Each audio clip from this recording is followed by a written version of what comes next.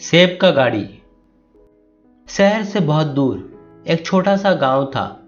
उसी गांव में अशोक, विजय, आकाश और पप्पू नाम के चार दोस्त रहते थे।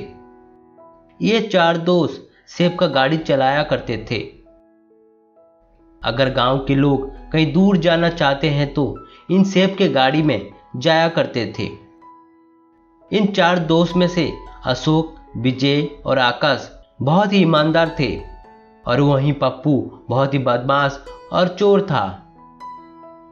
अगर पप्पू किसी भी ग्राहक को उसके घर लेके जाता है तो पप्पू की नज़र उनके घर के ऊपर रहती है, क्योंकि उसे पता चल सके कि उस घर में कितना पैसा और खजाना है। रात होते ही पप्पू उस ग्राहक के घर को जाता है और उस घर से पैसे और खजाना चोरी कर लेता है। पप्पू हर समय अपने ग्राहक को उनके घर लेके जाता है और उनके घर से पैसे और खजाना चोरी कर लेता है। गांव में चोरी होने के कारण गांव वाले हैरान हो गए थे। गांव वाले सरपंच के पास आते हैं और सारी बात बताते हैं। ये बात सुनकर सरपंच हैरान हो जाता है। अच्छा ठीक है, तुम सब घबराओ मत, आज रात को पता चल जाएगा कि चोरी कौन करता है। सरपंच की सारी बातें पप्पू सुन लेता है।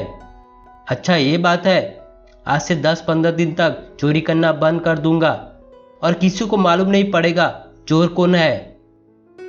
सरपंच 10-15 दिन तक कोई चोर पकड़ नहीं पाया और सरपंच चोर का तलाश करना बंद कर दिया। ये सब देखकर पप्पू खुश हो गया। सरपंच क्या मुझे पकड़ेगा? इस गांव में सबसे चालाक आदमी है तो वो सिर्फ मैं हूं। पप्पू अपनी आदत से मजबूर था। कैसे करके आज रात को किसी के घर में चोरी करना होगा। उसी गांव में सीता नाम की लड़की थी। सीता अपने मामू के घर को जाने के लिए पप्पू को बुलाती है। सीता का घर देखकर पप्पू हैरान हो जाता है। अरे सीता का घर तो कितना आलीशान है। अगर मैं इसके घर में रखे गए पैसे और खजाने को चोरी कर लेता हूं तो बहुत ही पैसा मिलेगा। सीता पप्पू के गाड़ी में बैठकर उसके मामू के घर को चली जाती है। इधर पप्पू मने मन खुश हो रहा था। आज रात को कैसे भी करके सीता का घर चोरी करना होगा। अगर आज चोरी नहीं करूंगा तो सीता कल घर वापस आ जाएगी। रात होते ही पप्पू सीता के घर जाता है। घर में सीता ना होने के कारण घर में रखे गए हर चीजों को चोरी कर लेता है और अपने गाड़ी में रखकर घर वापस आ जाता है। सुबह होते ही सीता अपने घर आती है। घर के हालत को देखकर डर जाती है। सीता तुरंत सरपंच के पास जाती है और सारी बात बताती है। ये बात सुनकर सरपंच को शक होने लगा। लगता है ये काम हमारे गांव के लोगों के अंदर कोई आदमी है जो ये चोरी का काम करता है।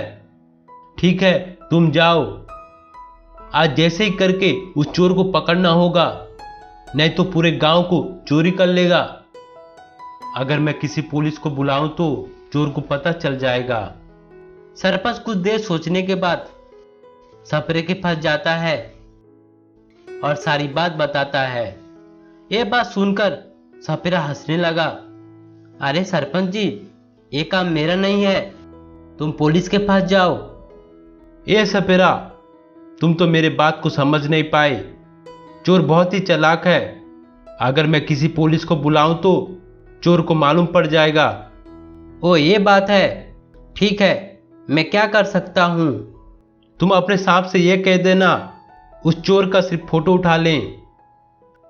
अच्छा ठीक है, मैं एक काम कर दूंगा। रात होते ही सपेरा अपने सांपों को गांव के चौराहे पर रख देता है। देर रात होते ही पप्पू चोरी करने के लिए आता है। सांप पप्पू को देखते ही उसका पीछा करते हैं। पप्पू को चोरी करते हुए सांप पप्पू का फोटो उठा लेते हैं। सुबह होते ही सपेरा सरपंच के पास आता है और सारी बात बताता है। ये बात सुनकर सरपंच पप्पू को बुलाते हैं। पप्पू, तुम चोर हो। तुम गांव में कई घरों पे चोरी किए हो। कल रात को रमेश के घर चोरी कर रहे थे। ये रहा सबूत। सरपंच पप्पू को पुलिस के हवाले कर देते हैं। जिसके बाद गांव वाले पप्पू के चोरी से आजाद हो जाते हैं।